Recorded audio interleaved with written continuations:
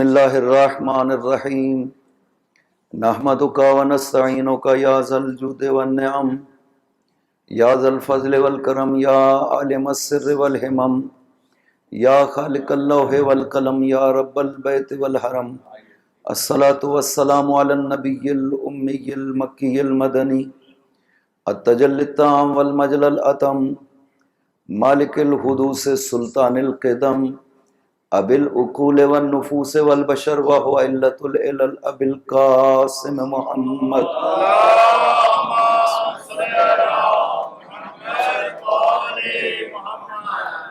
وعلى ابن عمه ووارث علمه وخلیفته سید الاولیاء والوسیین امیر المؤمنین وعلى السیدة المعصومة الجلیلہ التي هي جوہرة القدس من الکنز الخفی بدت فابدت علیات الاحرف وائمت الغری بل ابیها سیما بقیت اللہ العظم فی الارضین روحی لہ الفدا وارواح العالمین ولعنت اللہ علی اعدائہم اجمعین اما بعد بسم اللہ الرحمن الرحیم انما ولیکم اللہ ورسولہ والذین آمنوا الذین یقیمون الصلاة ویؤتون الزکاة وهم راکعون صلوات پر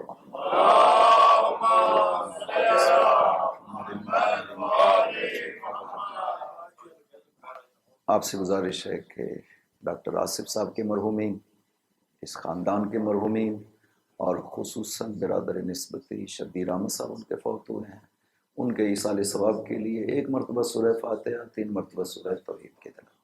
بسم اللہ الرحمن الرحیم الحمد للہ رب العالمین الرحمن الرحیم مالک یوم الدین ایاک نعبد و ایاک نستعین اہدنا الصراط المستقیم صراط الذین انعمت علیہم غیر المغضوب علیہم ولا الضالین۔ بسم اللہ الرحمن الرحیم قل هو اللہ احد اللہ الصمد لم یلد ولم یولد ولم یکن له کفوا احد۔ بسم اللہ الرحمن الرحیم قل هو اللہ احد اللہ الصمد لم یلد ولم یولد ولم یکن له کفوا احد۔ بسم اللہ الرحمن الرحیم قل هو اللہ احد اللہ الصمد لم یلد ولم یولد ولم یکن له کفوا احد۔ اللہم بحق زہرا و ابیہا و بعلہا و بنیہا اغفر للمؤمنین والمؤمنات والمسلمین والمسلمات خصوصا منہم المخصوصین والمخصوصات بفضلک و رحمتک یا ارحم الراحمین۔ صلوات بر محمد اللہم صل علی محمد و آل محمد۔ خدا بندے اللہ اکبر اللہ اکبر یا رسول اللہ یا رسول اللہ یا علی یا علی اللہم صل علی محمد و آل محمد وسلم۔ خداوند عظیم سورہ مائدہ کی 55 نمبر آیت میں ارشاد فرماتا ہے انما ولیکم اللہ ورسولہ، صرف اور صرف آپ کا ولی اللہ ہے اور اس کا رسول ہے۔ والذین آمنوا الذین یقیمون الصلاة ویؤتون الزکاة وہم راکعون، اور وہ ہستی جو صاحب ایمان ہے، نماز کو قائم کرتی ہے اور رکوع کی حالت میں زکوٰۃ دیتی ہے، یہ آپ کا ولی ہے۔ وَمَن يَتَوَلَّ اللَّهَ وَرَسُولَهُ وَالَّذِينَ آمَنُوا فَإِنَّ حِزْبَ اللَّهِ هُمُ الْغَالِبُونَ۔ خدا فرماتا ہے جو ان 3 ہستیوں کی ولایت کو قبول کر لیتا ہے، وَمَن يَتَوَلَّ اللَّهَ وَرَسُولَهُ وَالَّذِينَ آمَنُوا، جو قبول کر لیتا ہے اللہ کی ولایت کو، رسول کی ولایت کو اور اس صاحب ایمان ہستی کی ولایت کو، فَإِنَّ حِزْبَ اللَّهِ هُمُ الْغَالِبُونَ، خدا فرماتا ہے کہ وہی حزب خدا ہے اور حزب خدا ہمیشہ غالب رہنے والے ہیں۔ یہ سورہ مائدہ کی آیت ہے، اور سورہ مائدہ وہ آخری سورہ ہے جو پاک پیغمبر پر سفر حج میں نازل ہوا ہے۔ حجۃ الوداع جب پاک پیغمبر سفر پہ جاتے ہیں، یہ سورہ تب حضور اکرم پہ نازل ہوا ہے اور اس سورہ میں خداوند عظیم نے جو بہت سی آیات ہیں جن کا تعلق لوگوں کی رہنمائی سے ہے، لوگوں کی امامت سے ہے، ولایت الہی سے ہے، خدا نے اس سورہ میں ان تمام حقیقتوں کو بیان کیا ہے۔ اب خدا بیان کر رہا ہے کہ تمہارا ولی اللہ ہے، رسول ہے، اور وہ صاحب ایمان ہستی جو رکوع کی حالت میں زکوٰۃ دیتی ہے۔ خدا کی طرف سے بیان کرنے کا مطلب ہی یہ ہے کہ ولایت ایسا مسئلہ نہیں ہے کہ آپ ولی کا انتخاب خود کر سکیں، یہ اختیار خدا نے دیا نہیں ہے، اس لیے تو خدا نے اسے بیان کیا ہے۔ اس کی طرف سے جو حقیقتیں بیان ہوتی ہیں اس میں وہ کہتا ہے کہ یہ کام مجھے کرنا ہے اور یہ میرا کام ہے، کسی اور کو اس میں ذرہ برابر بھی اختیار نہیں دیا گیا۔ لہٰذا وہ ہمیں بتاتا ہے کہ مرکز اطاعت آپ کا کون ہونا چاہیے، وہ ہمیں بتاتا ہے کہ آپ کو عبادت کیسی کرنی چاہیے اور مرکز اطاعت آپ کا کون ہونا چاہیے۔ لہٰذا وہ قرآن میں اس وجہ سے ارشاد فرماتا ہے، یا ایھا الذین آمنوا اطیعوا اللہ واطیعوا الرسول واولی الامر منکم، اے صاحب ایمان آپ پر واجب ہے، آپ کو اطاعت کرنی ہے جن ہستیوں کی، وہ اللہ ہے، رسول ہے اور اولی الامر ہے۔ یعنی خدا یہ بیان کرنا چاہتا ہے کہ دیکھو یہ خدا کا کام ہے، یہ تمہارا کام نہیں ہے اپنے لیے مرکز اطاعت کو معین کرنا، کہ میں ایک شخص کو معین کر لوں، خدا کو اطلاع دوں بار الہ میں نے اس کا انتخاب کیا ہے، لہٰذا تو بھی مجبور ہے میرے انتخاب کو قبول فرما لے۔ اگر ایسا ہوتا، انسانوں کو اختیار دیتا کہ آپ اپنے لیے مرکز اطاعت کو معین کریے، تو پھر وہ نہ کہتا کہ تمہارے اوپر واجب ہے ان کی اطاعت کرنا، جن کو میں کہہ رہا ہوں، نہ پھر وہ یہی کہتا کہ جو آپ کہہ رہے ہیں آپ ان کی اطاعت کریں، یہی میری اطاعت ہو جائے گی جس کو آپ معین اور منتخب کر لیں۔ خداوند عظیم نے اسی طرح فرمایا کہ نبی بنانا میرا کام ہے، رسول بنانا میرا کام ہے، خلیفہ بنانا میرا کام ہے۔ سب سے بڑی بات تو خلافت کا مسئلہ ہے، خدا کہتا ہے یہ میرا کام ہے۔ انی جاعل فی الارض خلیفہ، آدم کی خلافت ہوئی، فرمایا میں بنانے والا ہوں اور یہ میرا کام ہے۔ حضرت داؤد کو کہا کہ ان جعلناک خلیفۃ، داؤد ہم نے تجھے خلیفہ بنایا ہے۔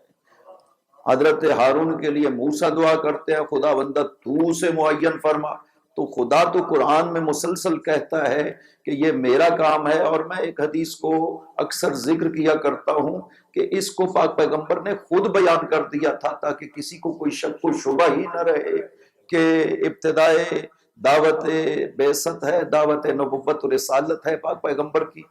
حج کے موقع پہ پاک پیغمبر لوگوں کے جو خیمے لگے ہوتے تھے قبیلوں کے، وہاں پہ تشریف لے جاتے تھے تاکہ لوگوں سے اپنی حمایت کو طلب کرے۔ گئے، ایک بہت بڑا قبیلہ ہے بنی عامر ابن ساسا، عرب کا یہ بڑا قبیلہ تھا، اس کے خیمے میں جاتے ہیں اور اس کا جو سردار ہے بیہرہ ابن فراس، وہ دور سے آتے ہوئے جب آپ کو دیکھتا ہے تو وہ آپ کی پیشانی سے یہ بات سمجھ جاتا ہے کہ آئندہ آنے والے دنوں میں آپ کو کیا عظمتیں حاصل ہونے والی ہیں۔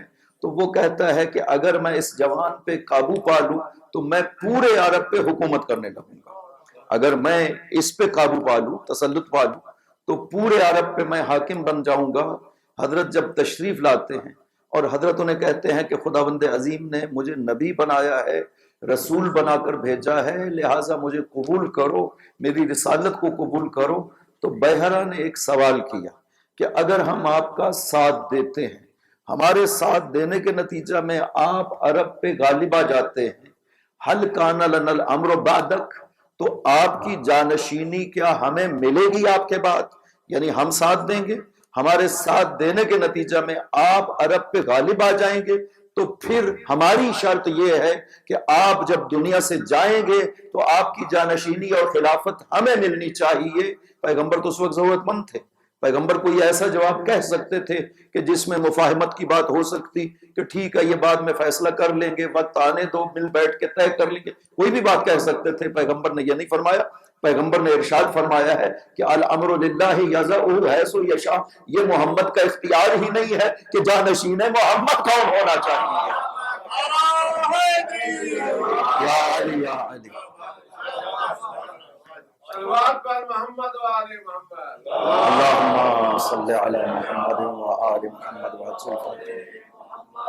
یہ تاریخ کامل، تاریخ طبری، سیرہ ابن اسحاق، سیرہ ابن ہشام، ابن کثیر، ان سب نے یہ واقعہ لکھا ہے کہ پاک پیغمبر نے صاف فرمایا کہ الامر للہ ہے، یہ اختیار میرا نہیں ہے، یہ اختیار خداوند عظیم کا ہے۔ یَزَعُهُ حَیْثُ یشاء، جہاں چاہے گا اسے قرار دے گا میری جانشینی۔ لہٰذا خداوند عظیم نے یہ پاک پیغمبر نے پہلے دن سے لوگوں کو بتا دیا تھا کہ میرا جانشین کون ہونا چاہیے، اس کا اختیار مجھے بھی نہیں دیا گیا ہے، یہ صرف اور صرف اختیار خداوند عظیم کے پاس ہے۔ سارے نبی بیان کرتے رہے کہ یہ ہمارا اختیار نہیں ہے۔ حضرت ابراہیم امامت کے لیے خدا سے عرض کی، حالانکہ جانتے تھے خدا نے میری نسل میں یعقوب، اسحاق موجود ہیں، اسماعیل موجود ہیں، اتنی بڑی بڑی ہستیاں نسل میں موجود ہیں، معین کر دیتے۔ خداوندہ میں نے اپنی جانشینی کے لیے ان دونوں کا انتخاب کر دیا، نہیں کہا بار الہ ومن ذریتی، یہ پاکیزہ منصب میری ذریت میں قرار دینا خدا سے مانگتے ہیں، موسیٰ خدا سے مانگتے ہیں، تو سارے نبی تو خدا سے دعا کرتے ہیں، خداوندہ تو معین فرما کسی کو جو ہمارا جانشین ہو، ہمارے بعد ہمارے وجود کو بقا دینے والا ہو۔ تو یہ کام ہی خدا کا ہے، اس لیے خدا نے اس آیت میں صاف کہہ دیا ہے کہ ولی بنانا میرا کام ہے، تمہارا کام نہیں ہے۔ انما ولیکم اللہ، وہ کہتا ہے پھر انما کے ساتھ ایک مسئلہ حل کر دیا خداوند عظیم نے اس ایک لفظ کے ذریعے سے، انما ولیکم اللہ، صرف اور صرف یہ انما، چونکہ آپ زیادہ واقف ہیں، آیت تطہیر بھی انما سے ہی شروع ہوئی ہے، انما یرید اللہ لیذھب عنکم الرجس، خداوند عظیم کا ارادہ صرف آل محمد کے بارے میں یہ ہے، یہ انما کا معنی ہے، کسی اور کے بارے میں خدا نے یہ ارادہ فرمایا ہی نہیں، صرف آل محمد کے بارے میں خدا کہتا ہے میرا یہ ارادہ ہے کہ رجس میں ان ہستیوں سے دور رکھوں۔ یہ دو حصے ہیں اس آیت کے، اور دونوں حصوں میں خداوند عظیم نے الگ الگ مطلب بیان کیے۔ ایک ہے لیذھب عنکم الرجس، میرا یہ ارادہ ہے کہ رجس آپ سے دور رکھوں، اور دوسرا حصہ ہے وَیُطَہِّرَکُمْ تَطْہِیرًا، کہ آپ کو طہارت کامل عطا کرے خداوند عظیم۔ یہ دونوں حصوں کا الگ الگ مطلب ہے۔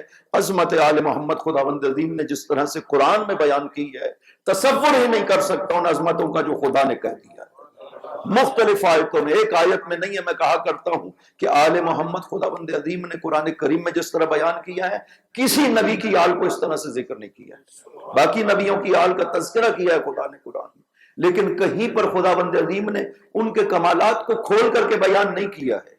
زیادہ سے زیادہ کہہ دیا ان اللہ اصطفیٰ آدم و نوح وآل ابراہیم وآل عمران، یہاں آل ابراہیم میں آل محمد ہی مراد ہے، آل عمران کا تذکرہ کیا ہے، لیکن خداوند عظیم نے کہیں پہ بھی وہ کمالات ذکر نہیں کیے ہیں۔ لیکن جب آل محمد کا تذکرہ کرتا ہے خداوند عظیم، ان کمالات کا تذکرہ کرتا ہے جو انہیں عطا کیے ہیں، یعنی کمالات میں نے دیے ہیں، کس خاطر؟ تاکہ یہ سلسلہ نبوت و رسالت پیغمبر جو ہے قیامت تک کے لیے باقی رہنے والا ہے، وہ ان پاکیزہ ہستیوں کے ذریعے سے باقی رہ سکتا ہے۔ آپ چاہیں کہ ولی خود بنا لے اور اس ذریعے سے وہ سلسلہ ولایت و امامت رسالت کو باقی رکھ سکیں، یہ ممکن نہیں ہے۔ ہم جس کا انتخاب کریں گے اس کا اپنا فہم ہوگا، وہ کمال خود حاصل کرتا ہے، وہ کمال الہی کا حامل نہیں ہوگا۔ جس کو ہم باکمال سمجھتے ہیں کہ یہ بہت عالم ہے، بہت پڑھا لکھا ہے، اس نے کمال کو حاصل کیا ہے۔ آل محمد وہ ہے جنہوں نے کمال حاصل نہیں کیا، کمال کے ساتھ خداوند عظیم نے دنیا میں بھیجا ہے انہیں۔ فَقَدْ آتَيْنَا آلَ إِبْرَاهِيمَ الْكِتَابَ وَالْحِكْمَةَ وَآتَيْنَاهُمْ مُلْكًا عَظِيمًا، ہم نے آل ابراہیم کو کتاب دی ہے، حکمت دی ہے، اور ملک عظیم عطا کیا ہے۔ کہتے ہیں ہم نے عطا کیا ہے، اپنی طرف نسبت دیتا ہے، انہوں نے حاصل نہیں کیا، ہم نے عطا کیا ہے۔ ہم نے جو عطا کیا ہے اس کا فرق ہے ان سے جو خود حاصل کرتے ہیں۔ خدا کے منصب کا وہی اہل ہو سکتا ہے جس کو کمال خدا عطا کیا کرتا ہے، وہ منصب نہیں پا سکتا ہے جو کمال کو اس دنیا میں آ کر کے حاصل کیا کرتا ہے۔ فرق بہت زیادہ ہے۔ فرق اگر کوئی خود حاصل کرتا ہے تو وہ ناقص ہی رہتا ہے، اس میں وہ کمال آ نہیں سکتا۔ ایک علم حاصل کرنے والا عالم جو ہے وہ یہ نہیں کہہ سکتا کہ دنیا کے سارے علوم میں نے حاصل کر لیے، لہٰذا مجھ سے جو پوچھنا چاہو پوچھ سکتے ہو، وہ نہیں کہہ سکتا ہے۔ جسے خداوند عظیم علم دے کر کے بھیجتا ہے وہی ممبر پہ یہ اعلان کر سکتا ہے سرونی ہی قبل ان تفتح یا علی یا علی۔ یا علی یا علی۔ کیوں آل محمد کے علاوہ کسی نے یہ اعلان نہیں کیا؟ بعض لوگوں نے جرأت کی ہے یہ اعلان کرنے کی۔ ایک اپنے دور کا مشہور فقیہ ہے، ائمہ کے دور میں گزرا ہے، اس نے بھی ممبر کے اوپر کہا تھا کہ میں بھی کہتا ہوں سلونی سلونی، آؤ مجھ سے سوال کرو جو پوچھنا ہے۔ ایک خاتون کھڑی ہو گئی، اس نے کہا مجھے یہ بتاؤ جس چیونٹی نے حضرت سلیمان سے بات کی تھی وہ نر تھی یا مادہ تھی؟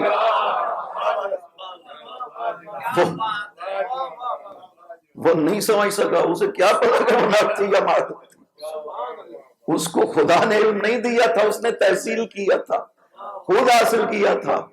خدا جسے دیتا ہے اسے کہتا ہے وَكُلَّ شَيْءٍ أَحْصَيْنَاهُ فِي إِمَامٍ مُبِينٍ۔ ہم نے ایسا علم عطا کیا ہے کہ کائنات کی کوئی چیز اس کے علم سے باہر رہ ہی نہیں سکتی ہے۔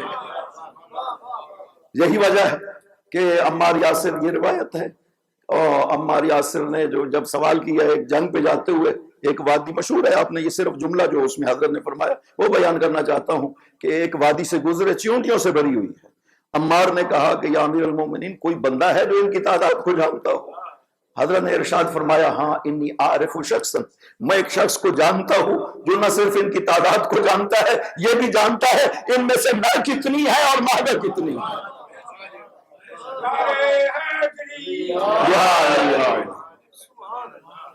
پوچھا مولا وہ کون ہے؟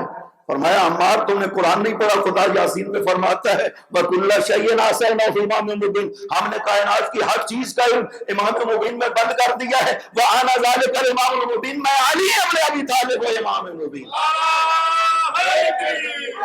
یا علی یا علی یا علی یا علی، اللہم صلی علی محمد و آل محمد وعجل فرجہم۔ لہذا یہ آل محمد کے علاوہ کسی نے دعویٰ کیا بھی ہے، کوشش بھی کی ہے، وہی ممبر پہ شرمندہ۔ ابن جوزی نے بھی کیا تھا، اس سے بھی اسی طرح کے سوال کیے گئے، اور اس فقیہ نے بھی کیا تو اس سے بھی یہی سوال ہوا۔ اسے نہیں پتا چل سکا کہ یہ چونٹی نر تھی یا مادہ تھی جو بات کر رہی تھی حضرت سلیمان سے۔ تو کائنات کی حقائق تو بہت وسیع ہیں۔ مولا امیر نے نہج البلاغہ میں ارشاد فرمایا ہے کہ مجھ سے سوال کرو جو پوچھنا چاہتے ہو۔ پہلے دن جس دن تخت خلافت پہ تشریف فرما ہوئے تھے، پہلا جملہ ہی یہی بولا تھا مولا امیر نے، ایسے فوضا فشبک بین اصابعہ، مولا امیر نے اس طرح سے ہاتھوں کو اپنی انگلیوں میں اس طرح سے دے کر کے یہاں پہ رکھا، اور پہلا جملہ یہ ارشاد فرمایا سلونی سلونی ان قبل ان تفتدونی، آؤ علی سے سوال کرو جو بھی پوچھنا چاہتے ہو۔ فلا انا بطرق السماء اعلم منی بطرق الارض، علی آسمان کے راستوں کو بھی جانتا ہے، زمین کے راستوں کو بھی جانتا ہے۔ یا علی یا علی، یعنی محدودیت نہیں ہے، یہ تحصیل شدہ علم نہیں ہے۔ اگر اس دنیا میں حاصل کیا جاتا تو یہ محدود رہتا، اسی دنیا تک عالم غیب کو شامل نہ ہوتا۔ یہاں پہ سما کے راستوں سے مراد یہ آسمان نہیں ہے جو ہمیں نظر آتا ہے، یہ عالم غیب مراد ہے، اور زمین سے مراد عالم شہود مراد ہے۔ حضرت فرماتے ہیں میں عالم شہود کا بھی برابر عالم ہوں اور عالم غیب کا بھی برابر عالم ہوں۔ عالم غیب کہاں تک جاتا ہے؟ عرش الہی تک عالم غیب جو ہماری نظروں سے غائب ہے۔ مولا علی فرماتے ہیں علی برابر اس کا علم رکھتا ہے۔ یہ وہی کہہ سکتا ہے جس کو علم خداوند عظیم نے عطا کیا ہو، وہ جانتا ہے کہ ولی کون ہو سکتا ہے۔ لہذا وہ کہتا ہے کہ ولی میں بناتا ہوں، ولی آپ کا بنانا کام نہیں ہے۔ آپ اگر ولی بنائیں گے، آپ کو کیا پتا کہ اس کی تب میں انسانیت ہے یا شیطانت ہے۔ کسی کو آپ ولی بنا لیتے ہیں، انسان تو نہیں جانتا کسی کے باطن کو۔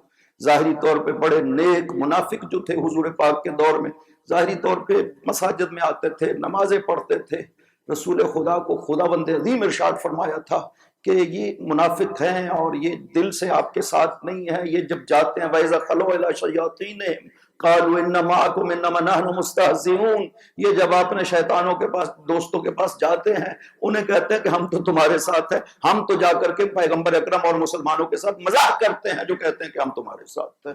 لہذا ان کا کیا کیا جائے، ان کو کیسے پہچانا جائے؟ انسان کے باطن سے جب تک کوئی آگاہ نہ ہو وہ نہیں پہچان سکتا کہ میرے سامنے بیٹھے والا وہ مومن ہے یا منافق ہے، یعنی اس کے دل کے حالات کو جاننے والا ہونا چاہیے۔ تو جس نے علم دنیا میں حاصل کیا وہ کیسے جان سکتا ہے کہ فلاں کے دل میں کیا ہے؟ وہی جان سکتا ہے کہ جس کو علم خداوند عظیم نے عطا کیا۔ ولی آپ کا ہادی ہے، آپ کا رہبر ہے، آپ کا رہنما ہے۔ ولی کو پتا ہونا چاہیے کہ اس کائنات میں کیا ہو رہا ہے، نہ کہ ولی پس دیوار بھی نہ جانتا ہو، عام افراد کی طرح ہو، تو وہ کیسے لوگوں کی ہدایت کر سکتا ہے؟ آپ سنتے ہیں کہ ہدایت کے معنی ایک تو ہے راستہ دکھانا اور ایک ہے مقصد تک پہنچانا۔ امام کی جو ہدایت ہوتی ہے وہ مقصد تک پہنچانا ہوتا ہے، رسول کی ہدایت ہوتی ہے راستہ دکھانے کی۔ اسی وجہ سے رسول یہ جملہ کہہ سکتا ہے وما علینا الا البلاغ المبین، ہمارا کام تھا پیغام پہنچانا، عمل کرنا نہ کرنا تمہارا کام ہے، اس لیے رسالت ختم ہو گئی ہے۔ امام ایسا نہیں کہتا ہے، امام جب تک کائنات میں انسانیت بستی ہے امام کا وظیفہ جاری و ساری ہے، ہدایت مسلسل کرنی ہے، لہذا امامت باقی رہے گی جب تک انسانیت باقی ہے کائنات میں۔ یہی فلسفہ ختم نبوت۔ لہذا خدا فرماتا ہے میں آپ کو بتاؤں گا کہ آپ کا ولی کون ہونا چاہیے۔ انما صرف اور صرف آپ کا ولی، یہاں پہ بھی وہی انما جو آیت تطہیر میں ارشاد فرمایا، صرف اور صرف آپ کا ولی اللہ ہے، رسول ہے اور علی وہ ہستی۔ چونکہ تفسیروں میں یہ حدیث موجود ہے، جناب طبری نے تفسیر طبری میں کہا، ابن ابی حاتم رازی نے اپنی تفسیر ابن ابی حاتم میں کہا، یہ دو صحیح ترین تفسیریں ہیں۔ اہل سنت میں اگر صحیح حدیثوں کی تفسیریں جو ہیں وہ دیکھنی ہو تو یہی دو تفسیریں ہیں جن کو جناب ابن تیمیہ جیسے شخص نے بھی کہا ہے کہ یہ دونوں تفسیریں صحیح حدیثوں پر مشتمل ہیں، لہٰذا اگر صحیح تفسیریں دیکھنی ہو تو یہ دو ہیں۔ اور ان میں یہ روایت موجود ہے کہ نزلت فی علی ابن ابی طالب، کہ یہ روایت جو ہے، یہ آیت جو ہے وہ علی کے بارے میں نازل ہوئی ہے۔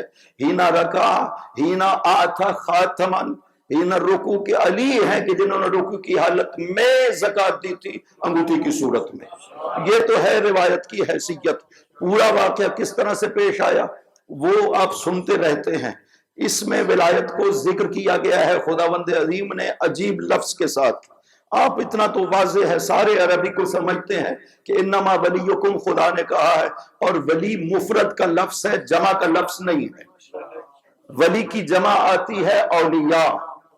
خداوند عظیم ولی حق کے لیے کبھی اولیاء استعمال نہیں کرتا، مفرد کی لفظ استعمال کرتا ہے۔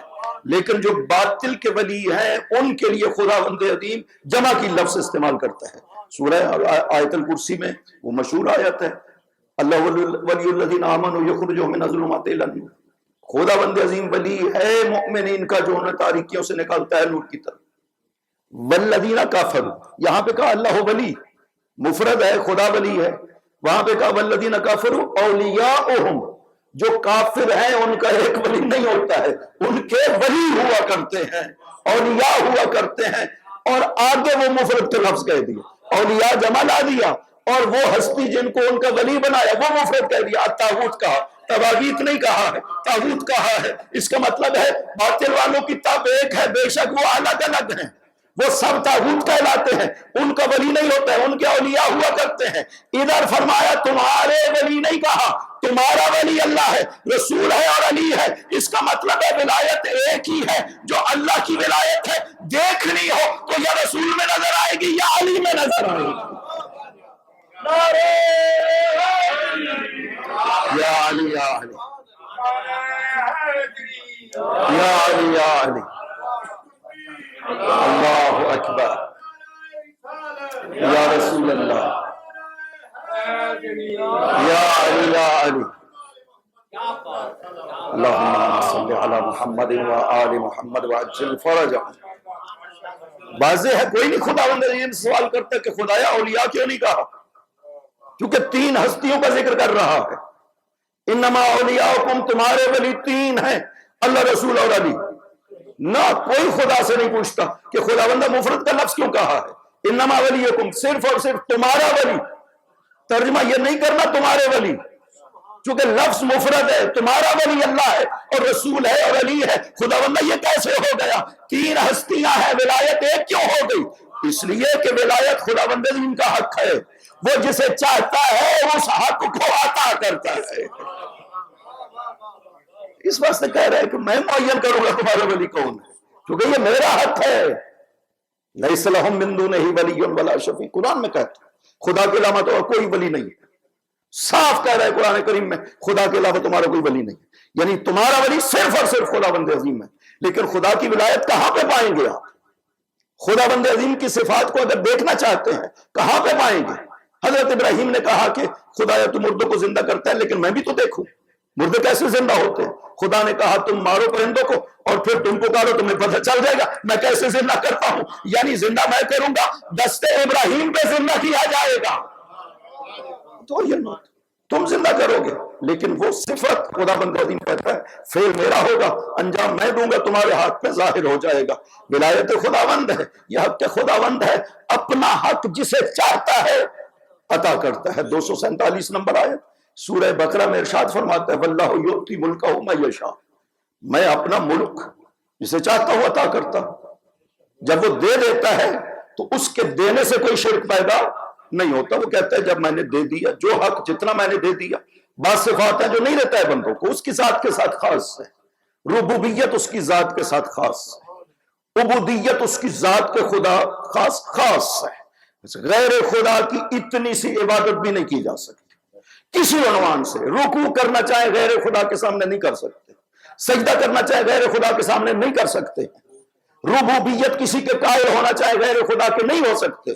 یہ حق ہے جو اس نے اپنی ذات کے ساتھ خاص رکھا ہے، لیکن قدرت کے لحاظ سے فرماتا ہے کہ یہ میں جسے چاہوں عطا کر دیتا ہوں۔ واللہ یؤتی ملکہ، وہ اپنا ملک جسے چاہتا ہے عطا کر دیتا ہے۔ اور آل محمد کو تو کہتا ہے کہ ہم نے ملک عظیم عطا کیا ہے، صرف ملک کی بات ہی نہیں کی ہے، کہتا ہم نے ملک عظیم عطا کیا ہے آل محمد کو، لہٰذا وہ ولایت عطا کرتا ہے۔ اس نے ولایت دے دی ہے، پیغمبر اکرم کی ذمہ داری لگائی کہ دیکھو میرے رسول، یہ جو فریضے آپ کے اوپر آتے رہے، جبرائیل نے آ کر کے کہا مدینہ، یہ فریضے آتے رہے، آپ سناتے رہے، لوگوں کو بیان کرتے رہے، لیکن یہ جو ولایت فریضہ ہے نا، اس کو بھی بیان کرنا ہے، لیکن ویسے نہیں بیان کرنا جیسے آپ نے باقی فرائض کو بیان کیا۔ اس کے بیان کے لیے آپ کو بڑا اہتمام کرنا پڑے گا، تب اس ولایت کو بیان کیا جا سکے گا۔ اب معصوم کی حدیث بھی ہے، امام جعفر صادق علیہ السلام، اللہم صلی علی محمد و آل محمد، نے ارشاد فرمایا بنی الاسلام علی خمس الصلاۃ والزکوۃ والصوم والحج والولایہ، کہ اسلام کی اساس و بنیاد 5 چیزیں ہیں، نماز ہے، زکوٰۃ ہے، روزہ ہے، حج ہے اور ولایت ہے۔ ولم ینادى بشیء کما نودی بالولایت، کسی چیز کی دعوت اس طرح سے نہیں دی گئی جیسے ولایت کی دعوت۔ یعنی آپ دیکھیے کہ خداوند عظیم نماز آ گئی، پیغمبر کو حکم ہوا کہ آپ نماز بیان کریے، پیغمبر نے وہی مسجد میں جو موجود تھے کہا نماز پڑھو جیسے میں پڑھ رہا، صلو کما رأیتمونی اصلی، نماز بیان کر دی، روزہ بیان کر دیا، زکوٰۃ بیان کر دی، سارے احکام پیغمبر اکرم نے اسی انداز میں بیان کر دیے جیسے موجود تھے۔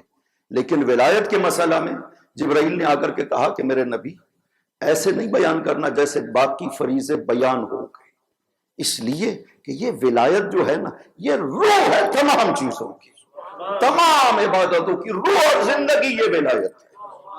پوچھا زرارہ نے کیا یہ تو ہن افضل یبن رسول اللہ، ان 5 میں سے افضل ترین کون سی؟ فرمایا الولایہ، ولایہ افضل ہے۔ کیوں؟ لأنہا مفتاحہن، ان باقی 4 کی چابی جو ہے نا یہ وہی ولایت ہے۔ بل والی الدلیل علیہن، اور والی ہے جو باقیوں کی رہنمائی بھی وہی کرتا ہے جو صاحب ولایت ہوا کرتا ہے۔ نعرہ حیدری، یا علی یا علی، خداوند عظیم کچھ بھی قبول نہیں کرتا جب تک اس کی رہنمائی موجود نہ ہو۔ صاحب ولایت کی جب تک رہنمائی نہ ہو، خدا کوئی عبادت قبول نہیں کرتا اپنی بارگاہ۔ لہذا یہ اتنا اہم مسئلہ تھا، کہا کہ میرے رسول اس کو بیان کرنا ہے، لیکن سب کو ایک مرتبہ دعوت دو، یہ آپ کے ساتھ چلیں گے، ایک خاص جگہ ہوگی، ہم آپ کو بتائیں گے کہ کہاں پہ جا کر کے اعلان کرنا ہے۔ پیغمبر کی طرف سے اعلان ہو جاتا ہے، نقارچی پھیل جاتے ہیں اطراف مدینہ میں، قبیلوں میں جا کر کے اطلاع دے رہے ہیں پیغمبر اکرم زندگی کا آخری حج کر رہے ہیں، لہٰذا سب شامل ہوں پیغمبر کے ساتھ، جو بھی آخری حج کرنا چاہتا ہے پیغمبر کی زندگی کے آخری ایام۔ لہٰذا یہی وجہ ہے کہ مسلمان ذوق در ذوق آنے لگے مدینہ میں، تاکہ حضور پاک کے ساتھ ہم اس حج کو انجام دے سکے۔ 10 ہجری میں پاک پیغمبر مدینہ سے جب چلتے ہیں تو 70,000 افراد تھے جب مدینہ سے نکلے، راستے میں افراد اور بھی شامل ہوتے گئے، 1,24,000 افراد تھے جب مکہ پہنچے پیغمبر اکرم۔ اس اجتماع کا اندازہ نہیں لگایا جا سکتا۔ آج کے دور میں بھی ایسا اجتماع چلنا جو ہے وہ مثال نہیں ملتی ہے کہ کوئی ایک شخص چل رہا ہو اور 1,24,000 افراد کے ہمراہ جا رہا ہو، آج بھی اس کی مثال نہیں ملتی۔ اور اس سفر کی بہت جزیات تک بیان کی گئی ہے۔ عجیب بات یہ ہے کہ باقی سب چیزوں میں اختلاف کرنے والوں نے بہت اختلاف کیا ہے، لیکن اس سفر کی ایک ایک، کہاں پہ ٹھہرے، کتنے بجے پہنچے، کہاں کب وہاں سے چلے، ایک ایک منزل، چونکہ 10 دن لگے پیغمبر اکرم کو مکہ پہنچتے ہوئے۔ مدینہ سے چلتے ہیں 25 شوال کو اور 25 ذی-القعدہ کو، اور 5 ذی الحجہ کو پیغمبر اکرم مکہ پہنچتے ہیں۔ مولا علی یہاں سے ساتھ نہیں تھے، مولا علی تھے یمن۔ پاک پیغمبر نے علی کو خط لکھ دیا کہ علی، میں اپنے آخری حج کے لیے نکل رہا ہوں، آپ بھی میرے ساتھ حج پہ آ کر کے شامل ہوئی۔ اور عجیب اتفاق یہ ہے کہ مولا علی مکہ میں ابھی پیغمبر باہر مکہ کے تھے کہ وہاں آ کر کے شامل ہو جاتے ہیں پیغمبر کے ساتھ، لہذا پیغمبر کے ساتھ مل کر کے علی مکہ میں داخل ہوتے ہیں۔ پاک پیغمبر مکہ پہنچتے ہیں، 5 ذی الحجہ کو حج کی تیاری کرتے ہیں، عمرہ تمتع کیا، اور اس کے بعد حج کے لیے تشریف لے گئے 9 ذی الحجہ کو، اور 12 ذی الحجہ کو، 13 ذی الحجہ کو واپس مکہ تشریف لاتے ہیں۔ اس سفر میں پاک پیغمبر نے پہلا خطبہ دیا مکہ میں، اس کے بعد خطبہ دیا مینا میں، اس عرفات میں، اور اس کے بعد خطبے 2 دیے مینا میں، ایک مسجد خیف کے باہر دیا، ایک مسجد خیف کے اندر دیا۔ یہ 4 جگہ پہ پیغمبر اکرم نے خطبے دیے ہیں، اور ہر خطبے میں ارشاد فرما رہے ہیں، لوگوں ان قریب مجھے بلایا جائے گا۔ اوشک ان ادعا، لفظ یہ ہے پیغمبر اکرم کے، اوشک ان ادعا فاجیب، ان قریب مجھے بلایا جائے گا اور میں لبیک کہوں گا داعی خدا کی آواز پر۔ یہ آخری موقف ہے، میں تمہارے بیچ میں موجود ہوں، اس کے بعد محمد آپ کے بیچ میں موجود نہیں ہوں گے اس موقف میں، لہذا انی تارک فیکم الثقلین، لوگوں میں تمہارے بیچ میں 2 چیزیں چھوڑے جا رہا ہوں، اطرتی کتاب اللہ و اطرتی اہل بیت، کتاب خدا چھوڑ رہا ہوں، اپنی اہل بیت اطرت کو چھوڑ کے جا رہا ہوں۔ یہ حدیث پیغمبر نے 4 جگہوں پہ، جہاں جہاں خطبہ ارشاد فرمایا، مکہ میں، عرفات میں، مینا میں، دونوں جگہوں پہ پاک پیغمبر نے مسلسل یہ حدیث بیان کی ہے کہ میں جا رہا ہوں، میری جگہ پہ وہ 2 چیزیں جو میرے ہمراہ تھیں وہ میں یہاں پہ چھوڑے جا رہا ہوں۔ ثقلین کا یہی معنی ہے، جو ہمراہ میرے تھیں انہی کو میں چھوڑے جا رہا ہوں یہاں پر۔ ثقلین ثقل سے نہیں ہے، ثقل کا معنی ہوتا ہے گراں قدر، بہت وزنی چیز، قدر و قیمت جس کی زیادہ ہو، یہ نہیں ہے مراد، یہاں پہ تھا ثقل۔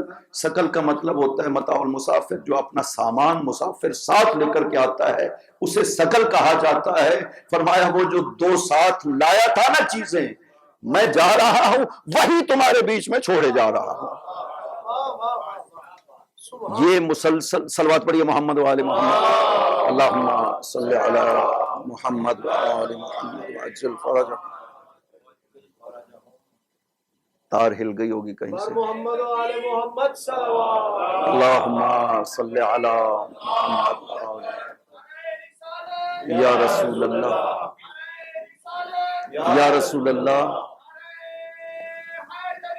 یا علی، یا علی، زندہ باد، زندہ باد، مردہ آباد، مردہ آباد۔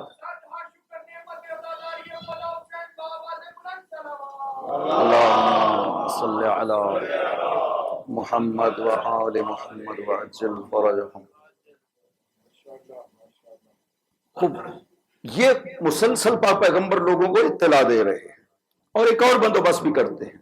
جب خطبہ ارشاد فرماتے ہیں تو اپنے ناکہ کے ساتھ نیچے ایک صحابی تھا، ربیہ بہت بلند آواز تھی، اس کو کھڑا کرتے ہیں، مالک ابن ربیہ نام ہے، کہ میں جو جملہ بولوں تم نے وہ پوری آواز سے لوگوں کو سنانا ہے۔ یہ بندوبست پیغمبر کر رہے ہیں تاکہ کوئی یہ نہ کہے کہ یہ آواز مجھے نہیں پہنچی، کیونکہ پہلے ایک حدیث بیان کرتے تھے پیغمبر اکرم کہ لا یزال الدین عزیزا منیا لا 12 خلیفتاً، کہ یہ دین مسلسل مضبوط رہے گا، قائم رہے گا 12 خلیفوں تک۔ جب یہاں تک پہنچتے تھے نا تو شور مچنا شروع ہو جاتا تھا۔ یہ صحیح مسلم میں بھی موجود ہے کہ وہ جابر ابن سمرہ بیان کرتا ہے جو راوی حدیث کا، کہ جب پیغمبر نے یہ جملہ کہا کہ 12 خلیفوں تک دین مضبوط رہے گا تو سمنیہا الناس، لوگوں نے اتنا شور مچایا کہ میرے کان بہرا ہو گئے۔ مجھے وہ جملہ سنائی نہ دیا کہ اگلے جملے میں پیغمبر نے کیا فرمایا. اور یہ حدیث کئی جگہوں پہ پیغمبر نے بیان کی ہے اور ہر جگہ پہ یہی منظر پیش آیا ہے کہ لوگ شور مچانا شروع کر دیتے. ایک حدیث میں ہے کانو یقومون و یجلسون، پیغمبر ادھر یہ جملے کہتے تھے، ادھر لوگ کوئی اٹھ رہا ہے کوئی بیٹھ رہا ہے، شور مچا رہے ہیں کہ پیغمبر کی آواز دب جاتی تھی ان آوازوں میں اور ہمیں سنائی نہیں دیتی تھی. یہ حال تھا. پیغمبر ایک چیز بیان، ایک حقیقت کو اپنے بات کے لحاظ سے بیان کرنا چاہتے ہیں لیکن لوگ سننے کے لیے آمادہ نہیں تھے. اسی بات سے پیغمبر کا خوف تھا. میں نے محرم کے ایام میں بیان کیا ہے کہ یہ جو پیغمبر فرماتے تھے کہ خدا کہتا ہے واللہ یعصمک من الناس، تجھے لوگوں سے خدا بچائے گا، اس کا مطلب کیا ہے؟ جان پیغمبر کی حفاظت کی نئی بات ہے. پیغمبر عرض کرتے تھے خدا بندہ یہ سنتے نہیں ہے، منافق بیچ میں موجود ہیں، وہ مجھے بات کرنے نہیں دیتے، جب میں اپنی جانشینی کی بات کرتا ہوں آگے سے شور مچانا شروع کر دیتے ہیں، میں کیسے بیان کروں گا؟ خدا بند عظیم نے کہا تم بیان کرو، کوئی شخص بھی آواز نہیں نکال سکے گا. یہ غدیر خم کا معجزہ ہے کہ وہ جو پہلے ایک حدیث نہیں سننا چاہتے تھے اس موضوع پر، افراد بھی تھوڑے ہوا کرتے تھے 40-50 افراد، لیکن ادھر 1,40,000 سے زیادہ افراد، ایک شخص بھی آگے سے نہیں بولا جب پیغمبر نے بیان کیا. یہ ہے خدا نے کہا واللہ یعصمک من الناس، میں جو ہوں میں بچاؤں گا، میں سنواؤں گا انہیں، آپ بیان کیجیے. اور یہ ہوا ہے غدیر خم میں، ورنہ نہ سننے دیتے پیغمبر اکرم کو. اتنا بڑا مجمع کہاں سننے دیتے کہ پیغمبر کیا فرما رہے ہیں. ادھر مسجد میں یہ حال ہوتا تھا کہ جابر کہتا ہے کہ میری آواز لوگوں کی شور میں پیغمبر کی آواز میرے کانوں تک نہیں، سمننیہ، یہ صحیح مسلم کے لفظ ہے، سمنیہا الناس، لوگوں نے میرے کانوں کو بہرا کر دیا، اتنا شور مچایا کہ وہ جملے نہ سن سکا. میرا باپ پیغمبر کے پاس بیٹھا ہوا تھا، بعد میں نے اپنے باپ سے پوچھا کہ بابا وہ پیغمبر نے کیا فرمایا اگلا جملہ؟ تو میرے باپ نے کہا کہ پیغمبر نے فرمایا وَكُلُّهُم مِّن قُرَيْشٍ، یہ 12 کے 12 خلیفے قریش سے ہوں گے. وہ کہتا ہے میں نہیں یہ جملہ سن سکا پیغمبر سے.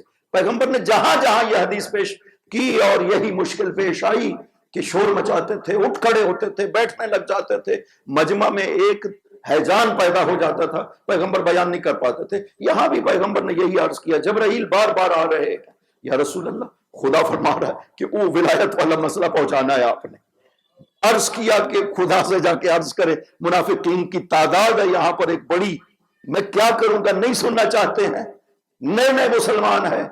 آخر پاک پیغمبر کو جب حکم ہوا کہ میرے رسول فوراً مکہ سے نکلیے، اور خود نہیں نکلنا، ہر ایک کو حکم دینا جو بھی ساتھ آیا ہے سب کو ساتھ لے کر کے جانا ہے. لہٰذا 13 ذی الحجہ کو پیغمبر حج مکمل کر کے مکہ واپس تشریف لاتے ہیں.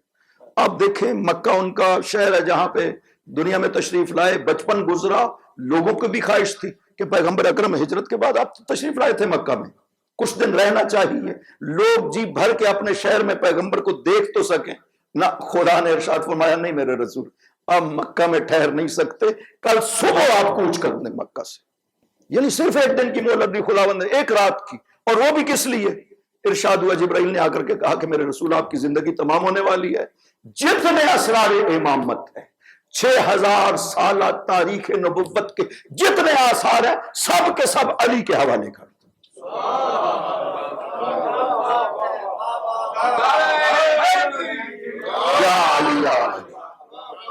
لہذا یہ 14 کی رات ساری رات پیغمبر علی سے راز و نیاز اسرار کرتے رہے. ویسے بھی کیا کرتے تھے، جب بھی موقع ملتا علی کے ساتھ اسرار کرتے تھے. گھر تشریف لاتے، چادر اوپر لے کر کے بیٹھ جاتے علی کے ساتھ. طائف پہ جا رہے تھے، وہاں تو برداشت بھی نہیں ہو سکا لوگوں سے، بار بار علی کے ساتھ ابا اوپر لی، علی کے ساتھ راز و نیاز کر رہے. اصحاب نے آ کر کے اعتراض کیا یا رسول اللہ جب دیکھیں آپ علی کے ساتھ راز و نیاز کر رہے ہوتے ہیں، ہمیں وقت ہی نہیں دیتے ہیں. اور پیغمبر نے کہا خدا کی قسم میں علی سے راز نہیں کرتا ہوں، وہ خدا ہے جو علی سے راز کرتا ہے. یا علی یا علی. لہذا پہلے بھی مسلسل جب بھی موقع ملتا علی سے اسرار راز و ریاض کیا کرتے تھے. لیکن یہاں پہ خصوصی حکم ہوا جبرائیل کے، خداوند عظیم فرماتا ہے کہ میرے نبی آپ کی زندگی کا اختتام ہونے والا ہے، جتنے اسرار انبیاء ہیں آپ کے پاس سب کے سب علی کے حوالے کر دو. لہذا یہ 14 کی رات پوری رات پیغمبر نے علی سے وہ اسرار رسالت و نبوت جو ہے علی کے حوالے کیے، اور اگلی صبح اعلان فرمایا کہ پیغمبر کی طرف سے یہ حکم ہے کہ کوئی حاجی بھی سوائے مریضوں کے مکہ میں نہیں رہ سکتا، سب کے سب میرے ساتھ کوچ کریں گے مکہ سے۔ 14 ذی الحجہ کو پیغمبر 1,40,000 سے زیادہ افراد کے ساتھ مکہ سے نکلے ہیں۔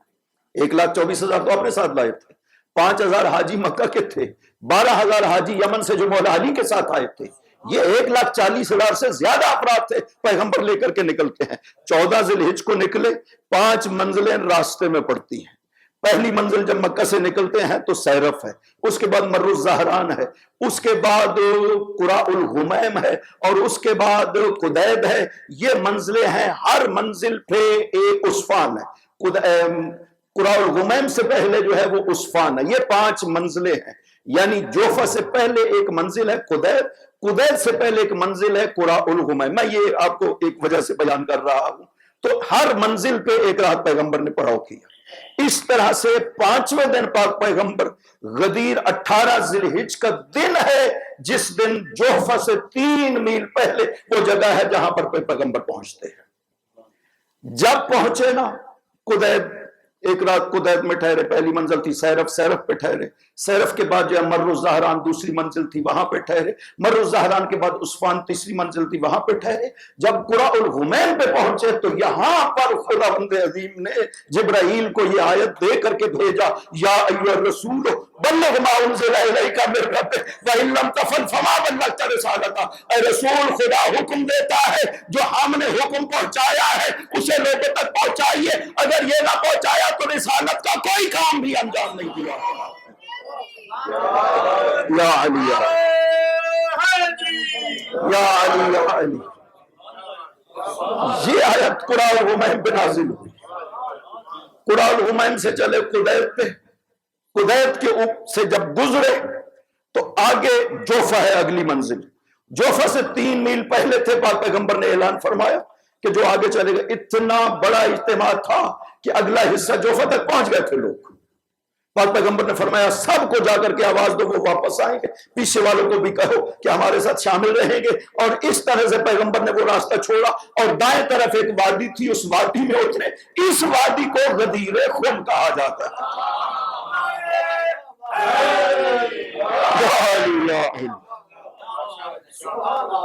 وہاں صحراؤں میں سیلاب آتا تھا، مشرق سے مغرب کی طرف، جوفہ کی طرف سیلاب آتے تھے۔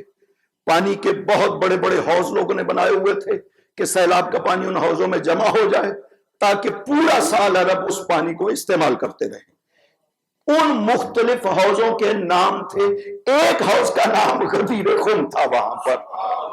اور پیغمبر اس وادی، خداوند عظیم نے عجیب بندوبست کیا ہوا تھا کہ یہ وادی شکل کے لحاظ سے ایسی تھی جیسے آج کل یہ ہمارے اسٹیڈیم نہیں بنے ہوتے ہیں، یہ وادی بالکل اس طرح سے خدا نے بنائی تھی۔ صلوات پڑھیے محمد و آل محمد، اللہم صلی علی محمد و آل محمد وعجل فرجہم۔ نعرہ تکبیر، اللہ اکبر، نعرہ رسالت، یا رسول اللہ، نعرہ حیدری، یا علی یا علی، صلوات پر محمد و آل محمد۔ اللہم صلی علی محمد و آل محمد وعجل فرجہم۔ امام زمانہ علیہ السلام بلند تر صلوات۔ اللہم صلی علی محمد۔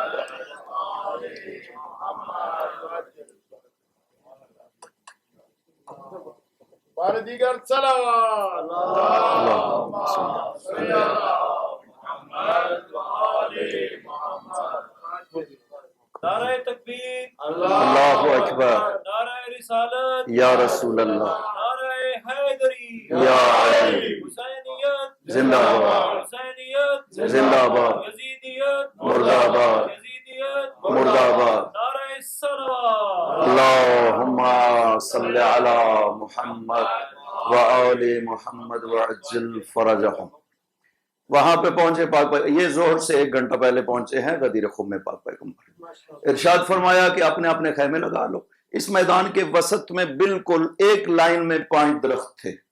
ان درختوں کا نام سمر، یہ عرب کے صحراؤں میں ایک درخت ہوتا تھا، بہت گھنی چھاؤں والا کانٹے دار درخت ہوتا تھا۔ تو یہ 5 درخت ایک لائن میں، فرمایا ان درختوں کو چھوڑ کر باقی اپنے خیموں کو لگا لو، یہاں پہ ہمیں پڑاؤ کرنا ہے، ٹھہرنا ہے ہمیں یہاں پہ صحرا میں۔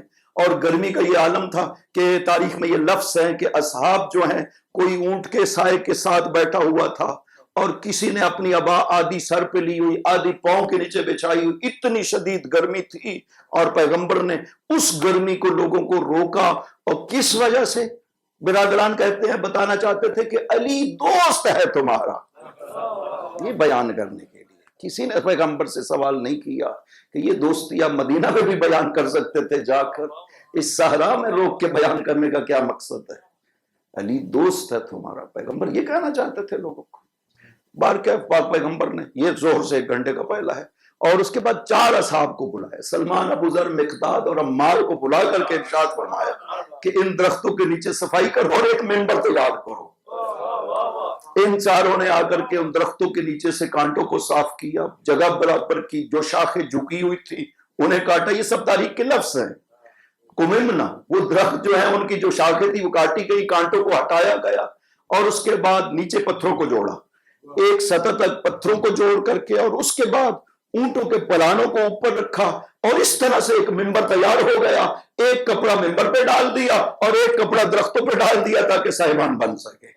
ادھر زہر کا وقت ہو گیا، پاک پیغمبر تشریف لائے، زہر کی نماز 2 رکعت قصر نماز تھی، 2 رکعت نماز پڑھاتے ہی پیغمبر سیدھے منبر کے اوپر تشریف لے گئے۔ اب اطراف میں سب جو ہے وہ اصحاب موجود ہیں، اور اس اجتماع کو یہ شرف حاصل ہے کہ پورے پنٹن پاک اس اجتماع میں موجود تھے۔ ازواج پیغمبر بھی موجود تھی، سب کی سب بیویاں موجود تھی، آل محمد بھی سب کے سب موجود تھے، بی بی پاک بھی موجود تھی۔ اور اس طرح سے پیغمبر جب منبر کے اوپر تشریف لے گئے تو علی کو ارشاد فرمایا، علی آپ بھی اوپر آ جائیے۔ مولا علی بھی آ گئے، اور ایک سیڑھی پیغمبر سے نیچے دائیں طرف پیغمبر کے علی کھڑے ہو گئے۔ یہ یا علی، اس طرح سے پاک پیغمبر نے اپنا دایاں ہاتھ علی کے کندھے پہ رکھا اور خطبہ غدیر کو شروع کیا۔ خطبہ غدیر، صاحب نے کہا ہے کہ پیغمبر نے غدیر پہ خطبہ دیا، صحیح مسلم میں موجود ہے کہ پیغمبر نے غدیر پہ خطبہ دیا، بیان نہیں کیا، صرف حدیث ثقلین کا ایک حصہ اس پورے خطبے سے مسلم نے بیان کیا۔ خود کہتا ہے کہ پیغمبر نے ہمیں غدیر خم پہ خطبہ دیا ہے، لیکن بیان نہیں کرتا ہے۔ کہا واعظ و نصیحت فرمائی، حمد خدا کی، اور پھر فرمایا انی تارک فیکم الثقلین۔ یہ صحیح مسلم میں ہے۔ پوچھے وہ حمد و واعظ و نصیحت جو پیغمبر نے کی ہے، کیا امت کو اس کی ضرورت نہیں تھی کہ تم بیان نہیں کرتے؟ امت کو ضرورت تھی۔ یہ طولانی ترین خطبہ اور آخری خطبہ زندگی ہے پیغمبر کا، کیوں محدثین بیان نہیں کرتے؟ ابی داؤد، سنن ابی داؤد میں کہا کہ پیغمبر نے خطبہ شروع کیا، فرمایا اما بعد واعظ و حمد، حمد خدا کی، واعظ و نصیحت کی، اما بعد کہہ کر کے چپ ہو جاتا ہے۔ اما بعد تو ابتدا ہے کہ ابھی میں آگے بات اب شروع کر رہا ہوں۔ ابو داؤد جو ہے سنن میں صرف اما بعد نقل کر کے پھر چپ ہو جاتا ہے، کچھ بھی بیان نہیں کرتا۔ اس کا مطلب ہے اگر بات صرف دوستی علی کی تھی تو آپ کو تو کوئی مشکل نہیں ہونی چاہیے تھی، کہہ دیتے دوستی کے لفظ کے ساتھ، وہ کیوں بیان نہیں کرتے؟ پورا خطبہ پی جاتے ہیں یہ محدثین، کس وجہ سے؟ خطبہ میں علی کا ذکر ہے، کتنی مرتبہ ذکر ہے، انسان تعجب کرتا ہے۔ 11 حصے خطبے کے ہیں، 1 گھنٹہ خطبہ دیا پیغمبر اکرم نے، 40 مرتبہ نام علی لیا ہے پیغمبر اکرم۔ یا علی یا علی، 50 فضیلت علی کی ذکر کیا پیغمبر نے اس خطبہ۔ کتنی گنجائش ہے لوگوں کو سننے کی جو ایک مرتبہ علی کا نام نہیں سننا چاہتے۔ پیغمبر بار بار فرما رہے ہیں، لوگوں یہ کون ہے جو میرے ساتھ کھڑا ہوا ہے؟ اس کو پہچان، اس کے ذریعے سے دین قائم ہوا ہے، اس کی ذریعے سے اسلام بچا ہے، یہ ہے جو میرے بعد تمہیں دین کو بیان کرنے والا ہے۔ مسلسل اشارہ، لوگ نہیں سننا چاہتے اس چیز کو۔ وہی جو صرف امامت کا نام آتا تھا تو شور شروع کر دیا کرتے تھے۔ یہاں پہ خدا نے وعدہ کیا تھا کہ یہ نہیں بولیں گے آپ بیان کریے، پیغمبر بیان کر رہے ہیں، لہذا کھل کر کے پیغمبر نے بیان کیا۔ 10 مرتبہ 12 اماموں کا نام لیا پیغمبر، یعنی 12 امام، 10 مرتبہ کہا، 4 مرتبہ امام زمانہ کا نام گرامی لے کر کے 20 فضیلت امام زمانہ کی ذکر۔ اللهم صل على محمد وآل محمد وجل فرجهم۔ اس وجہ سے محدثین اس خطبہ کو بیان نہیں کرنا چاہتے تاکہ لوگ نہ سنیں کہ پیغمبر نے کیا فرمایا۔ یوں کوئی انکار بھی نہیں کر سکتا کہ خطبہ ہی نہیں ہوا، غدیر خم بھی نہیں ہوا، اس کا کوئی انکار نہیں۔ صحیح مسلم میں موجود ہے کہ خطبہ دیا غدیر خم پہ، آئی سے واپسی پہ۔ ابو داؤد کہتا ہے خطبہ دیا، بڑا واضح نصیحت کی، خود دونوں کہتے ہیں، مسلم بھی کہتا ہے، ابو داؤد بھی کہتا ہے حمد خدا کی واضح نصیحت کی، پھر اما بعد کہا، پھر چپ ہو گئے، ختم ہو گئے۔ ایک پاک پیغمبر اتنے بڑے اجتماع میں خطبہ دے رہے ہیں اور آپ ایک سطر ذکر کرتے ہیں، آدھی سطر ذکر کرتے ہیں۔ آپ محدث تھے، آپ کا فریضہ تھا لوگوں تک پہنچانا کہ پیغمبر نے زندگی کا آخری خطبہ دیا کیا ہے، کیا فرمایا ہے۔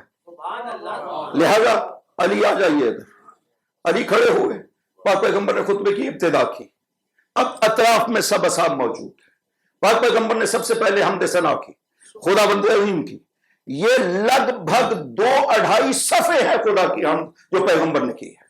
اگر واقعا کوئی صفات خدا کو سمجھنا چاہتا ہے تو خطبہ غدیر خم میں جو خدا بیان کیا پیغمبر اکرم نے، وہ بیان کرے کہ خدا بند عظیم کیسا ہے، تاکہ معرفت خدا حاصل ہو سکے، عظمت خدا کا احساس ہو سکے۔ وہ حمد و ثنا جو پیغمبر نے بیان کی ہے وہ بیان کرے۔ حمد اللہ حمد و ثنا کی کیا کی، وہ صرف آل محمد نے بیان کی ہے۔ یہ خطبہ 5 امام سے مروی ہے، 5 سنتوں کے ساتھ یہ خطبہ مروی ہے، لہٰذا ہمارے پاس یہ پورا خطبہ محفوظ ہے۔ احتجاج تبرسی میں موجود ہے، روضۃ الواعظین فتح النشاپوری میں موجود ہے۔ البتہ اہل سنت میں تھوڑا سا جس نے خطبہ بیان کیا وہ ابو القاسم طبرانی ہے، معجم کبیر میں اس نے لگ بھگ کوئی 1.5 صفحہ جو ہے یہ خطبہ بیان کیا ہے۔ تو کسی حد تک نشاندہی خطبہ کی ہوتی ہے اور معتبر کتابوں میں یہ موجود ہے۔ لہذا پاک پیغمبر نے حمد و ثنا الہی بیان کرنے کے بعد لوگوں کو اپنے حوالے سے کہا کہ انی اقر باللہ بربوبیتہ، میں خدا بند عظیم کی ربوبیت کا اعتراف کرتا ہوں، واعترف علی نفسی بعبودیتہ، اور اپنے آپ کو عبد خدا کا اعتراف کرتا ہوں۔ بیان کیا، میں نے لوگوں دین کو پہنچایا، اپنے بارے میں دوسرے حصے میں بیان کیا۔ تیسرے حصے میں ارشاد فرمایا کہ خدا بند عظیم نے مجھے ارشاد فرمایا یا ایھا الرسول بلغ ما انزل الیک من ربک وان لم تفعل فما بلغت رسالت۔ یہ آیت خدا نے مجھ پہ نازل کی ہے، قرآن الغمیم پہ، یا خطبہ میں یہ لفظ نہیں بولا کہ قرآن الغمیم پہ، لیکن یہ موجود ہے کہ یہ آیت اس سے پہلے یعنی قرآن الغمیم پہ نازل ہو چکی تھی۔ یہاں پہ پیغمبر نے فرمایا کہ مجھ پہ یہ آیت نازل ہوئی ہے، اور پھر کہا میں تمہیں اس کی تفصیل بیان کرتا ہوں کہ جبرائیل مکہ میں بھی آتے ہیں، 3 مرتبہ جبرائیل مکہ میں میرے اوپر نازل ہوئے کہ خدا فرماتا ہے ولایت کو بیان کرو۔ میں نے عرض کیا کہ بار الہ منافقین کی تعداد زیادہ ہے، یہ میری بات نہیں سنیں گے، میں کیا کروں، یہ مجھے جھٹلا دیں گے کہ پیغمبر نے اپنے چچا اور اپنے بھائی کو، اپنے چچا کے بیٹوں کو ہمارے کندھوں پہ سوار کر دیا، اور ہوا بھی صحیح۔ حارث بن نعمان فہری نے آ کر کے کہا بھی صحیح۔ یہ سب منافقین کے ذہنوں میں یہ بات تھی، لہذا بار الہ یہ کہیں گے کہ اپنی طرف سے کر دیا، نہیں سنیں گے میری بات کو۔ خدا بند عظیم نے کہا کہ نہیں، اب یہ پہنچانا پڑے گا یہ حکم، اس کے بغیر رسالت کا کوئی کام بھی نہیں ہوا جب تک یہ نہ ہو، لہذا یہ کرنا ہوگا۔ پیغمبر کہتے ہیں کہ جب یہ حکم خدا بند عظیم نے مجھے پہنچایا تو پھر میں اس مقام پہ تمہیں وہ پہنچانا چاہتا ہوں۔ اور اس کے بعد اگلے چوتھے حصے میں مولا علی کی فضیلتوں کو بیان کرنا شروع کیا، اور ارشاد فرماتے ہیں کہ اگلے اسی چوتھے حصے میں لوگوں کو ایک سوال کیا کہ لوگوں الست اولی بکم من انفسکم، لوگوں میں تم سے تمہاری جانوں سے زیادہ حق رکھتا ہوں تم پر یا نہیں رکھتا؟ قالوا بلا، سب نے بیک وقت زباں ہو کر کے کہا کہ ہاں یا رسول اللہ، آپ کو ہماری جانوں پہ ہم سے زیادہ تصرف کا حق حاصل ہے۔ بس یہ اعتراف لیا، ادھر علی سے کہا علی اوپر آ جاؤ۔ علی اوپر آ گئے پیغمبر کے سامنے، پاک پیغمبر نے اس طرح سے مولا علی کی بغلوں میں ہاتھ دیے اور یوں علی کو بلند کیا، اتنا بلند کیا کہ علی کے پاؤں پیغمبر کے گھٹنوں کے برابر آ گئے۔ ارشاد فرمایا من کنت مولا ہو فہذا علی مولا۔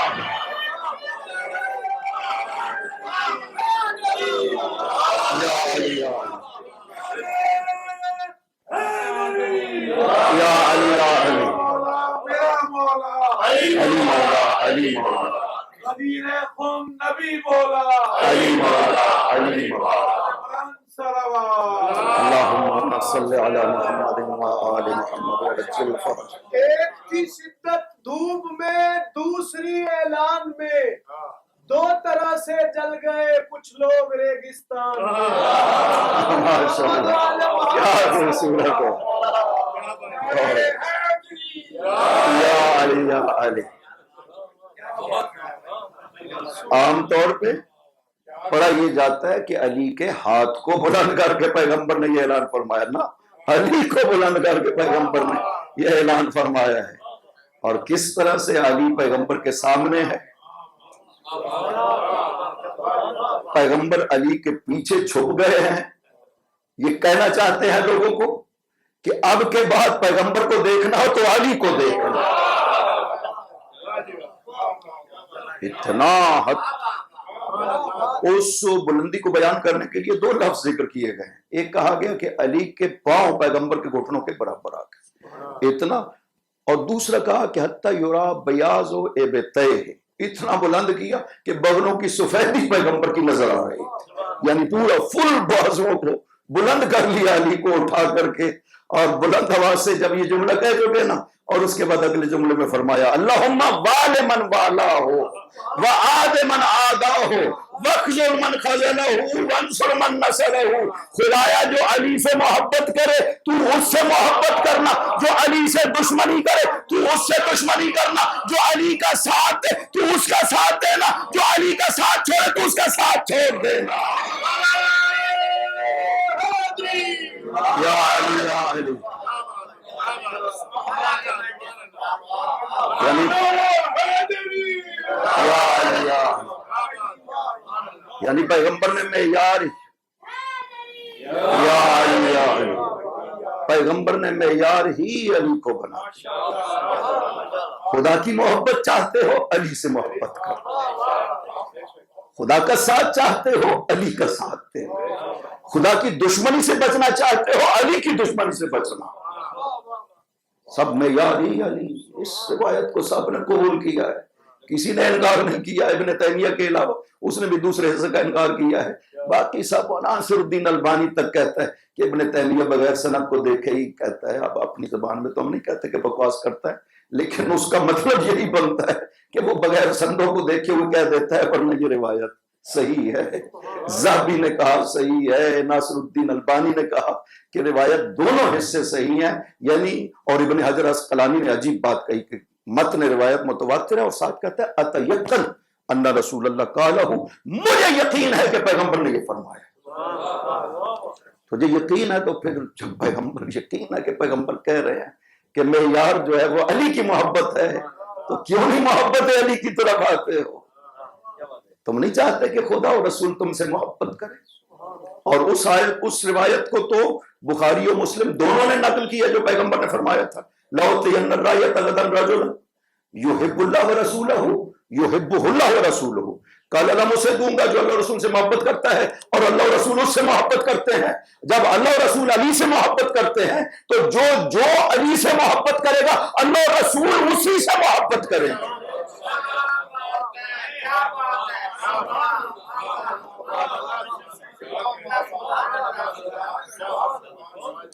بات ابھی چونکہ بہت باقی ہے اس حوالے سے، لیکن وقت میں چونکہ گنجائش نہیں ہے. پھر انشاءاللہ پہلے بھی آپ سن چکے ہیں مجھ سے، آج چونکہ خصوصی طور پہ کہا بھی گیا تھا کہ یہ بیان کروں کہ ذکر مقدس ایسا ہے کہ اس کو نام علی میں یہ اثر ہے کہ یہ محفل گلزار ہو جاتی ہے جب نام علی لیا جاتا ہے. تو وہی لفظ حروف تہجی کے عین لام یہ ہے، لیکن خدا نے عجیب تاثیر قرار دی ہے. اس ذکر کو انسانوں کی جانوں کے لیے میٹھا بنا دیا ہے خدا رب العالمین نے. یا علی. اگر لوگ آل محمد کی محبت پہ جمع ہو جاتے خدا العظیم جہنم کو پیدا نہ کرتا. لیکن لوگوں نے محبت آل محمد کو قبول نہیں کیا. چوتھے امام نے خطبہ جب دیا تھا نا مدینہ آ کر، یہ ارشاد فرمایا کہ لوگوں ہماری مودت کا قرآن میں حکم دیا گیا تھا، اس کے باوجود ہم پہ اتنا ظلم کیا گیا کہ اگر خدا حکم دیتا نا کہ ہم پہ ظلم کرو، اس سے زیادہ ظلم نہیں ہو سکتا تھا. میں کہا کرتا ہوں کہ دشمنی ہوگی بڑوں کے ساتھ بچوں کے ساتھ کسی کی دشمنی نہیں ہوتی. آل محمد کے بچوں کو بھی قتل کیا گیا ہے. اصغر تک 6 ماہ کا اس کو بھی قتل کر دیا گیا. اور آل محمد کی بچیاں، عورتوں پہ بھی ظلم ہوا ہے، لیکن انسان تصور نہیں کر سکتا کہ آل محمد کی بچیوں پہ کتنا کثرت سے ظلم ہوا ہے. میں نے مقتل میں دیکھا ہے شہادت حسین کے بعد سب سے زیادہ جس ہستی پہ ظلم ہوا ہے وہ حسین کی 4 سال کی بیٹی. اتنا ظلم مجھے کسی اور پہ نظر نہیں آتا جتنا ظلم حسین کی اس بیٹی پر. اور خود احساس تھا سکینہ کو، جب بابا جا رہے تھے تو آ کر کے گھوڑے کے پاؤں کو پکڑ لیا. گھوڑا جب چلا نہیں تو حسین نے ایک جملہ کہا گھوڑے سے کہ میرے گھوڑے یہ آخری سواری ہے حسین کی، ایک مرتبہ میدان کربلا تک پہنچا دو پھر حسین تم پہ سوار نہیں ہو. گھوڑے نے سر سے جب پاؤں کی طرف اشارہ کیا نا، حسین نے دیکھا کہ سکینہ نے گھوڑے کے پاؤں کو پکڑا ہوا ہے. پوچھا بیٹی سکینہ آپ نے الوداع تو کر دیا بابا کو؟ کہا بابا ایک مرتبہ زمین پہ تشریف لے. حسین زمین پر ہے. کہا بابا بیٹھ جائیے. حسین گم ریت پر بیٹھ گئے، اپنی بیٹی کو گود میں بٹھایا. حسین نے 2 جملے کہے انسان کا دل برداشت نہیں کر سکتا، وہ بھی باپ ہو حسین جیسا اور بیٹی ہو سکینہ جیسی، جس سے حسین کو اتنی زیادہ محبت تھی کہ خود ارشاد فرماتے ہیں کہ جس گھر میں سکینہ اور باپ نہ ہو حسین کو وہ گھر خالی لگتا ہے. اتنی محبت تھی. رقیہ کیوں کہا گیا سکینہ؟ رقیہ تعویذ کو کہتے ہیں. اتنا اٹھاتے تھے حسین اس بچی کو کہ تعویذ نام پڑ گئے. یہ بابا کا تعویذ ہے، ہر وقت بابا کے گلے کے ساتھ لگی. وہ بیٹی اگر آخری وقت میں جب حسین رخصت ہو رہے بابا سے یہ عرض کرے بابا میں بہت پیاسی ہوں، بابا مجھ سے اب پیاس برداشت نہیں ہوتی، کیا حال ہوا ہوگا حسین کا؟ سکینہ نے کہا بابا آپ تو امام ہیں، آپ پانی کو حکم دیں وہ باہر آ جائے، میں پی لوں بابا ایک گھونٹ مل جائے، مجھ سے اب پیاس برداشت نہیں ہوتی ہے. حسین نے فرمایا بیٹی میں حکم دوں گا پانی باہر آ جائے، لیکن اگر اب تم نے پانی پی لیا نا تو قیامت کے دن تمہارے نانا کی امت پیاسی رہ جائے گی. یہ سننا تھا کہ ہاتھوں کو باندھ کے عرض کیا نہیں بابا مجھے پانی نہیں چاہیے، میرے نانا کی امت پیاسی نہ رہے. سکینہ پیاس کو برداشت کر لے گی. دوسرے جملے میں ایک جملہ عرض کیا، کہا بابا میں دیکھ رہی ہوں صبح سے اب تک جو گیا نا مقتل میں بابا وہ واپس نہیں آیا. مجھے بھی پتا ہے کہ آپ جائیں گے اور واپس نہیں آئیں گے. بابا ایک مرتبہ مجھے اسی طرح پیار کرے نا جیسے یتیموں سے کیا کرتے. اجرکم علی اللہ. کتنا ارمان تھا سکینہ. سکینہ جانتی تھی کہ میں جب یتیم ہو جاؤں گی میرے ساتھ کیا ہوگا، کہ یہ آخری محبت بابا ایک مرتبہ جاوا یتیم سے کرتے ہیں. جیسے آپ نے منزل صالبیہ پہ مسلم کی بیٹی کو پیار کیا تھا نا بابا، ایک مرتبہ مجھے ویسا ہی پیار کرے. ادھر حسین نے بوسے لینے شروع کی، ادھر سکینہ نے چیخنا شروع کیا. جب روئی نہ چیخے مار کر حسین کی بیٹی، حسین نے کہا او بیٹی سکینہ ابھی سے حسین کے جگر کو پارا نہ کرو اپنے آنسوؤں کے ساتھ، بیٹی آگے آپ کو بہت زیادہ رونا ہے. اجرکم علی اللہ. حسین رخصت ہوئے. جب ذوالجناح خیام میں واپس آیا تو سب سے پہلے جو خیموں سے باہر نکلا ہے حسین کی یہی بیٹی تھی. جا کر کے دونوں بازو ذوالجناح کے گلے میں دے کر کے یہ نہیں کہا کرے میں پیاسی ہوں. ذوالجناح سے ایک سوال کیا تھا، او میرے بابا کے گھوڑے مجھے یہ بتاؤ میرے بابا کو پانی پلایا گیا یا میرے بابا کو پیاسا مارا گیا؟ اجرکم علی اللہ. راستے میں ہر جگہ پر ہمیں ملتی ہے یہ تاریخ کہ سکینہ پہ بہت ظلم ہوئے. زندان شام میں اس بچی پہ اتنا ظلم ہوا ہے کہ ایک رات خواب میں اپنے بابا کو دیکھا، بابا سے یہ عرض کیا بابا آپ کو پتہ ہے ہم پہ بڑے ظلم ہوئے، میری پھوپھیوں کی چادروں کو لوٹا گیا ہے، بابا میرے گوشوارے چھینے گا، میرے کان زخمی ہو گئے، بابا آپ کے بعد ہمارے خیام کو لوٹا گیا، ہمارے خیموں کو آگ لگائی گئی. یہ باتیں کرتے کرتے جب بیدار ہوئی نہ سکینہ تو گریا شروع کر دیا، میں اپنے بابا کو ملنا چاہتی ہوں. بیویوں نے بھی رونا شروع کر دیا. یزید بڑا سنگ دل تھا، اس نے پوچھا کہ کیا ہوا رات کو بیویاں کیوں رو رہی ہے. جب پتہ کرایا گیا پتہ چلا کہ ایک بچہ بچی ہے حسین کی جو اپنے بابا کو یاد کر کے رو رہی ہے، اس نے سر حسین بھیجا، جاؤ سر حسین اپنے بابا سے مل لے گی۔ سکینہ برداشت نہ کر سکی جب سر حسین کو دیکھا، خود جب دوسرے الوداع کے لیے خیموں میں حسین آئے تھے، پشت خیمہ میں آ کر کے اپنی بہن سے کہا تھا السلام علیکم یا زینب، او بہن زینب حسین کا سلام ہو۔ بہن نے آ کر کے عرض کیا تھا بھیا اندر تشریف لائیے نا، فرمایا کہ نہیں زینب اب میں اندر نہیں آ سکتا، اس لیے کہ اب میری حالت ایسی نہیں ہے کہ میرے سر کو دیکھ کر کے بچے برداشت کر سکے، اس لیے کہ میرا سر زخمی ہے، میرے ابرو زخمی ہے، میرے چہرے سے خون بہ رہا ہے، بہن زینب بچے برداشت نہیں کر سکیں گے، میں اس لیے خیموں میں نہیں آ رہا ہوں۔ او مولا یہ تو اس وقت آپ کے سر کی حالت تھی، اور شام تک سر حسین سے کیا ہوا ہوگا؟ اس لعین نے وہی سر حسین سکینہ کو بھیج دیا۔ جب سکینہ کی اپنے بابا کے سر پہ نظر پڑی، اپنی مصیبتوں کو بھول کر کے بابا سے سوال کرنے لگی بابا یہ تو بتاؤ ان ابروؤں کو کس نے کاٹا ہے، بابا یہ تو بتاؤ ان رگوں کو کس نے کاٹا ہے۔ یہ کہتے کہتے اپنا منہ رکھے منہ حسین کے چہرے پہ، روح پروار کر گئی۔ اجرکم علی اللہ، وہ بچی جو ظلم سہتے سہتے دنیا سے چلی گئی، جب غسل کا بندوبست کروایا گیا، شام کی جو عورت غسل دینے کے لیے آئی تھی نا، اس کی جب جسم سکینہ پہ نظر پڑی، غسل کو چھوڑ کر کے بی بی زینب سے آ کر کے سوال کیا بی بی مجھے بتائیے اس بچی کو کون سی بیماری تھی؟ اس لیے کہ جسم پورا سیاہ ہو گیا۔ کہا کوئی بیماری نہیں تھی، کربلا سے شام تک اتنے ظلم ہوئے۔